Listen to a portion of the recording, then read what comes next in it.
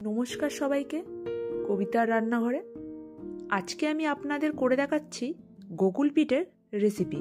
খুব নরম তুলতুলে এবং সুস্বাদু পিঠের রেসিপিটি আপনারা খুব সহজেই তৈরি করে নিতে পারবেন, যা খেতে খুবই ভালো হয়। চলুন তাহলে দেখে নিন রেসিপিটি। প্রথমে এখানে 1 চামচ ঘি দিচ্ছি, তাতে একটা নারকেল কুড়ে রেখেছিলাম সেটা দিয়ে দিচ্ছি। এরপর এতে পাটালি আর গুঁড়ো দুধ দিচ্ছি, দিয়ে ভালো করে নেড়েচেড়ে মিশিয়ে এটার আমি নারকেল ছাই তৈরি করে নেব।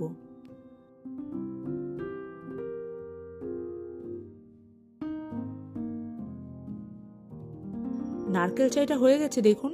এরপর এতে আমি একটু আতপ চালের গুঁড়ো ছড়িয়ে নামিয়ে দিচ্ছি। নামিয়ে এটা আমি একটু ঠান্ডা করতে দেবো।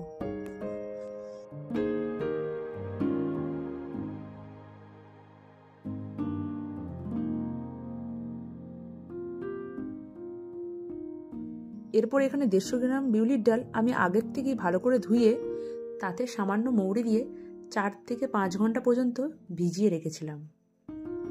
এরপর এটা জল ঝরিয়ে আমি একটা ঘন পেস্ট তৈরি করে নিয়েছি। এরপর এতে সামান্য লবণ দিয়ে ভালো করে ফেটিয়ে নেব। এটা একদিক করেই 5 থেকে 6 মিনিটের মতন ফেটাবেন।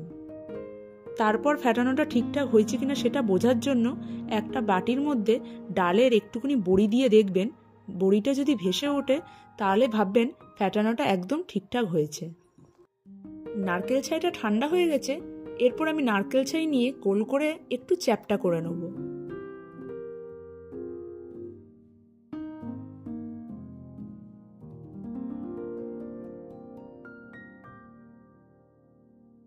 এগুলি সব তৈরি করা হয়ে গেছে। এরপর আমি এর থেকে একটা নিয়ে যে ডালের ব্যাটারটা তৈরি করে নিয়েছিলাম তাতে ভালো করে কোট করে নেব। কোট করে নেওয়ার পরে আমি এক সাইডে তেল গরম করতে বসিয়েছিলাম, তেলের মধ্যে দিয়ে দেবো। তেলটি মাঝামাঝি গরম অবস্থায় দেবো। এটা মিডিয়াম টু লো ফ্লেমে হবে। আর এইগুলি দুটো পিঠই আমি হালকা গোল্ডেন করে ভেজে নেব।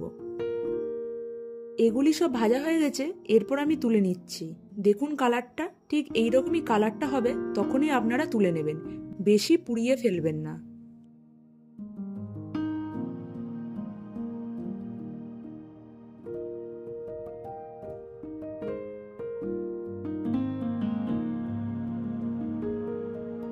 সবগুলি ভেজে তুলে নেওয়ার পরে আমি এক সাইডে একটু খেজুরের গুড় গরম করে রেখেছিলাম, তার মধ্যে এগুলি সব দিয়ে 5 মিনিটের মতন ভিজুত দিয়ে রেখে দেবো। আপনারা চাইলে এগুলি দুধেও ভিজুত দিতে পারেন।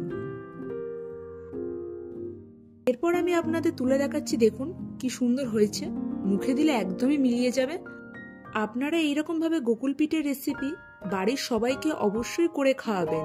রেসিপিটি ভালো লাগলে লাইক, শেয়ার, কমেন্ট করবেন এবং ইউটিউব চ্যানেল থেকে দেখলে সাবস্ক্রাইব করবেন এবং ফেসবুক পেজ থেকে দেখলে অবশ্যই আমার চ্যানেলটিকে ফলো করবেন।